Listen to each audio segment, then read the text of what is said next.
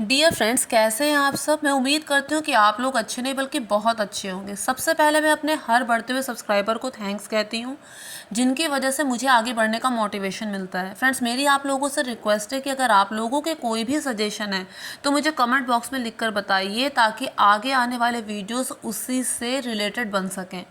जैसा कि आपने टाइटल पढ़ के जाना होगा कि मैं वट सावित्री व्रत कथा आपको सुनाने जा रही हूँ, और ये कथा मैं आपको इतनी आसान भाषा में सुनाऊंगी कि आपको एक बार में ही कंठस्थ हो जाएगी और इसे आप दूसरों को भी सुना पाएंगे। इतनी आसान भाषा में मैं आपको ये कथा सुनाऊंगी। जैसा कि आप सभी जानते हैं कि 6 जून को वट सावित्री व्रत है, बड़ अमावस भी जिसे कहते हैं, और उस दिन सौभाग्यवती महिलाएं अपने पति की दीर्घायु के लिए इस व्रत को करती हैं, और इसके अलावा वो अपनी संतान की उन्नति के लिए भी इस व्रत को करती है। इस व्रत का इतना महत्व है। फ्रेंड्स, कोई भी व्रत पूजा या उपासना जो होती है वो सबसे पहला बेनिफिट हमें देती है। यानी जो व्रत पूजा उपासना कर रहा है, पहला बेनिफिट उसे होता है, फिर उसे जिसके लिए वो कर रहा है। तो इसलिए किसी भी पूजा उपासना या व्रत को पूरा मन लगाकर करना चाहिए, और कोई भी त्रुटि अपनी तरफ से नहीं होनी देनी चाहिए।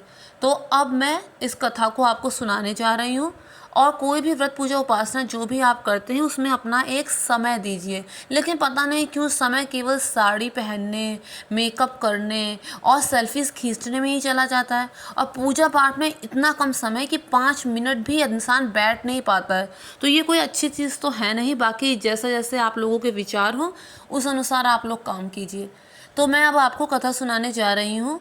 एक बार की बात है, एक राजा थे, उनके कोई संतान नहीं थी, जिसके लिए उन्होंने बहुत ही कठोर तपस्या की, जिससे सावित्री देवी ने प्रसन्न होकर उन्हें वरदान दिया कि वो पुत्री रूप में खुद ही उनके घर आएंगी। और उसके बाद उनके घर एक सुंदर कन्या का जन्म हुआ।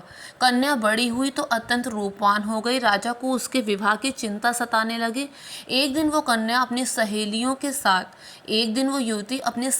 के साथ भ्रमण के लिए गई, तो वहाँ पर सत्यवान को देखकर सावित्री जी उस पर रीझ उठी, और उनके मन में ये विचार आया कि वो उन्हीं से विवाह करेंगी। उसने अपने मन का विचार महल आकर अपने पिता को बताया। इस पर नारद जी वहाँ पे तत्काल प्रकट हुए, और उन्होंने राजा से कहा कि सावित्री से कहिए कि वो अपने इस विचार को त्याग दे, क्योंकि जो सत्यवान है वो अल्पायु है और शादी के कुछ ही समय बाद उसकी मृत्यु हो जाएगी। इसलिए वो अपने मन के इस विचार को हटा दें। सावित्री ने कहा कि मैं मन ही मन उन्हें अपना पति मान चुकी हूँ, तो इसलिए मेरा विवाह किसी और से हो ही नहीं सकता। राजा को भी सावित्री की जिद के आगे झुकना पड़ा, और इस तरह सावित्री का सत्यवान से विवाह हो गया। सत्यवान पहले कभी राजकुमार था, लेकिन अब वो अपना सब राजपाट हार चुका था और वन में कुटिया बनाकर अपने अंधे माता पिता के साथ रहता था।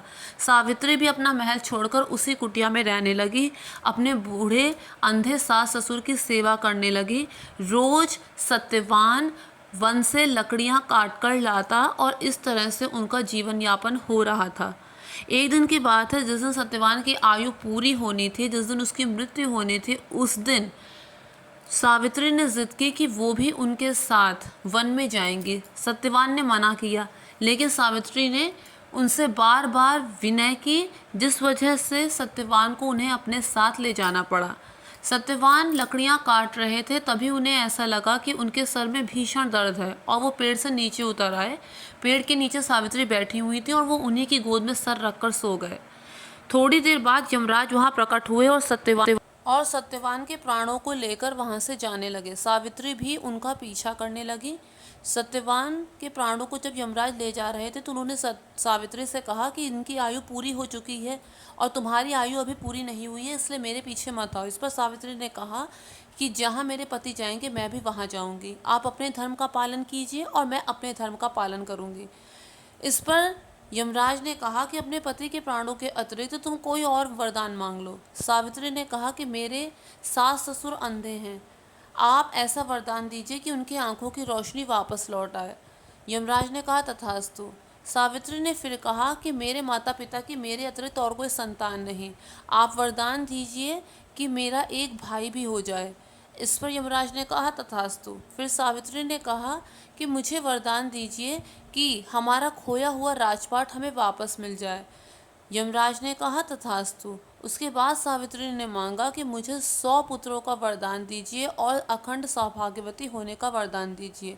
यमराज ने बोल दिया, तथास्तु। अब जब यमराज सत्यवान के प्राणों को लेकर जाने लगे तो इस पर सावित्री ने कहा कि अभी अभी आपने ही तो मुझे 100 पुत्रों का वरदान और अखंड सौभाग्यवती होने का वरदान दिया है, और फिर बिना पति के संतान कैसे संभव है। इस पर यमराज को सत्यवान के प्राणों को लौटाना ही पड़ा। सावित्री वापस उसी पेड़ के नीचे आ गई जहाँ पे सत्यवान का मृत शरीर पड़ा था। इसके बाद सत्यवान जीवित हो गए और जो जो वरदान सावित्री ने यमराज से मांगे थे वो सभी के सभी वरदान सार्थक हुए, पूरे हुए। और इस तरह से सावित्री ने अपने पतिव्रत धर्म से अपने पति को यमराज से बचा लिया। तो कहते हैं इस कथा को सुनने से, दूसरों को सुनाने से, पढ़ने से सभी कष्ट दूर होते हैं और सभी मनोकामनाएं पूरी होती हैं।